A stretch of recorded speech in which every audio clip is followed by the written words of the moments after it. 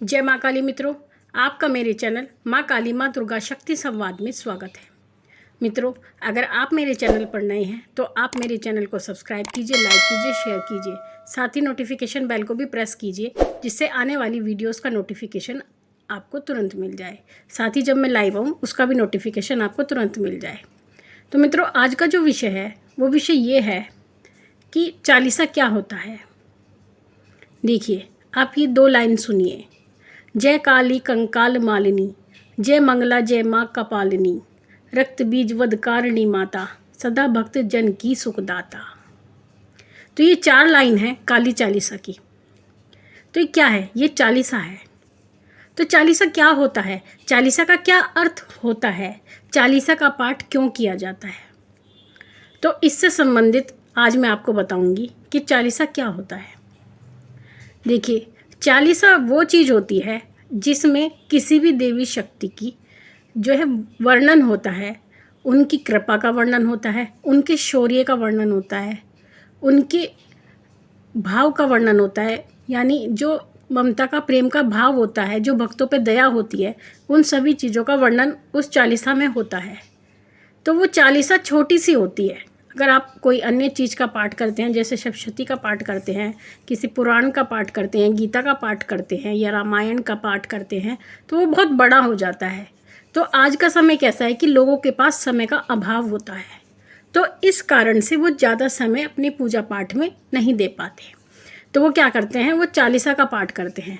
तो चालीसे का अर्थ ये होता है, चालीसा वो रचना होती है जो किसी व्यक्ति के द्वारा रची गई है।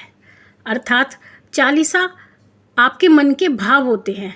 तो किसी भक्त ने अपने मन के भाव को, साथ ही उसमें उस देवी देवता के शौर्य को और उनके जो कार्य उन्होंने अपने जीवन में लीलाएं की हैं, उनको संक्षिप्त रूप में उन लाइनों में उतार दिया और उतार करके आपके सामने वो चालीसा बना दी।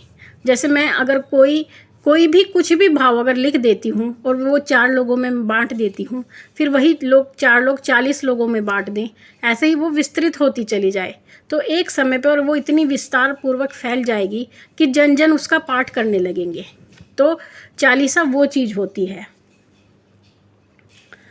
तो क्या हमें उसका लाभ मिलता है? क्या चालीसे का पाठ करने से कोई देवी शक्ति हमें प्राप्त होती है? क्या उनकी कृपा हमें प्राप्त होती है?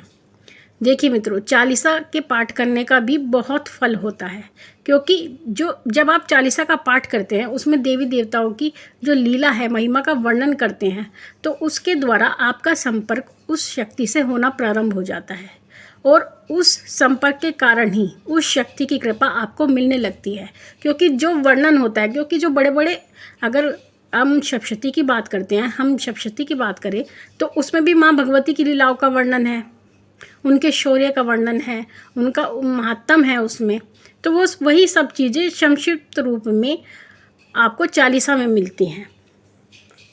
साथ ही जब आप चालीसा का रोज़ पाठ करते हैं, नित्य प्रति पाठ करते हैं, तो रोज़ पाठ करने से वो शक्तियाँ आपकी तरफ आकर्षित होने शुरू हो जाती हैं। तो जैसे जैसे वो आकर्षित होती हैं, आपका संपर्क उनसे बढ़ता है, उनकी कृपा आपको मिलती है। कई बार लोगों को ऐसे अनुभव भी होते हैं कि हमें जो है भविष्य का ज्ञान होने लगा चालीसा के पाठ से, और पहले से कोई चीज़ होने वाली है उसका ज्ञान हमें पहले से ही हो जाता है, जबकि वो चालीसा के अलावा कोई विशेष पाठ कभी नहीं करते हैं, केवल चालीसा का ही पाठ करते हैं। तो चालीसा में जो है एक अनुपम शक्ति होती है, जिसके द्वारा आपको कृपा प्राप्त होती है देवी देवता की। इसलिए अगर आप चालीसा का पाठ करते हैं तो चालीसा का पाठ एक तो नित्य प्रति करना चाहिए।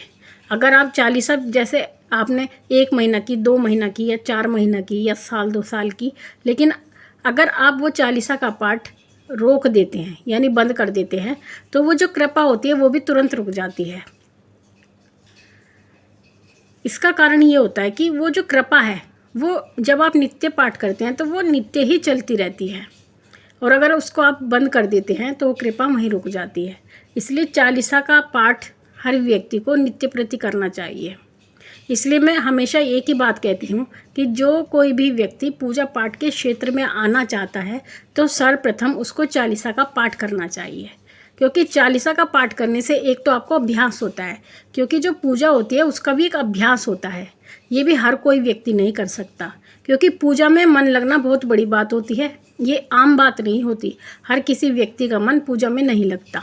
और ऐसे बहुत सारे व्यक्ति हैं, अगर आप इस बात पर गौर करोगे तो आप स्वयं देखोगे अपने आसपास से कि बहुत सारे ऐसे व्यक्ति हैं जिनका पूजा पाठ में बिल्कुल भी मन नहीं लगता। तो चालीसा की ये जो है ये क्वालिटी होती है कि आप इसका नित्य प्रति पाठ करें, और इसके पाठ करने से आपको अभ्यास होगा पूजा करने का। और जैसे जैसे इसका अभ्यास आपका बढ़ता जाएगा वैसे वैसे आप अपनी पूजा को आगे बढ़ाएंगे। फिर उससे आगे जो ऊपर की पूजा होती है फिर वो पूजा आपको बताई जाएगी या आपके गुरु द्वारा आपको बताई जाती है। इसलिए चालीसा का पाठ करने का बहुत लाभ होता है। अगर आप नए हैं पूजा पाठ में और आप पूजा पाठ प्रारंभ करना चाहते हैं तो आप पहले चालीसा का पाठ करें। तो मित्रों, आशा करती हूँ मेरे द्वारा दी गई जानकारी आपको पसंद आई होगी। इसी प्रकार की जानकारी को प्राप्त करने के लिए आप मेरे साथ जुड़े रहें। जैसा कि मैं कहती हूँ, मैं अपने सब्सक्राइबर का प्रश्न ले रही हूँ। तो पहला प्रश्न है वो है माँ काली भगत। जय माँ, जय माता की, हर हर महादेव। मेरा आपसे एक सवाल, मैंने 2 साल पहले गुरु बनाया था, लेकिन हम आज तक फेस टू फेस नहीं हो सके, अर्थात उनसे मिल नहीं सके आमने सामने। जब मैंने गुरु बनाया था तभी हमारी बातचीत होती थी गुरु जी के साथ में, लेकिन अब मैंने बहुत कांटेक्ट किए, मैसेज भी किए, लेकिन 2 साल हो गए मेरे गुरु जी से बात नहीं हो पा रही है और ना ही वे मेरे किसी सवाल का जवाब दे रहे हैं। मैं आपसे ये जानना चाहता हूँ, क्या अपना गुरु दूसरा बना लूँ? तो देखिए बच्चे, अगर आप ऐसा करते हैं, आप मुझसे पूछ रहे हैं पहली चीज़ कि गुरु जो बनाया जाता है ना बच्चे, गुरु नाम के लिए नहीं बनाया जाता। अगर आप साधना के क्षेत्र में आना चाहते हैं तो आपको किसी ऐसे गुरु की आवश्यकता पड़ेगी जो आपका मार्गदर्शन करे साधना के क्षेत्र में, आपको पग पग पर निर्देशन दे, आपकी जो भी समस्या है उनको हल करे, जिज्ञासाओं को हल करे, तभी आप साधना मार्ग में आगे बढ़ सकते हैं। अन्यथा जैसे कि होता है, बड़े बड़े शिविर लगते हैं, वहाँ पे गुरु मंत्र बांट दिए जाते हैं। तो गुरु ऐसा करते हैं कि बड़े बड़े शिविर में केवल गुरु मंत्र देते हैं, उसके बाद में जो शिष्य होते हैं वो कभी भी उनसे नहीं मिल पाते, ना ही कोई संपर्क कर पाते हैं, केवल वो गुरु मंत्र का जाप करते हैं। तो वो आजीवन उसी मंत्र का जाप करते हैं, क्योंकि उनका कार्य केवल गुरु मंत्र का जाप होता है और गुरु मंत्र के द्वारा ही उनको जो उनकी परेशानी है उनका समाधान भी होता है और आगे के क्षेत्र में भी उनको सफलता मिलती है। लेकिन वो साधना क्षेत्र के नहीं होते तो उनका काम इतने से भी चल जाता है।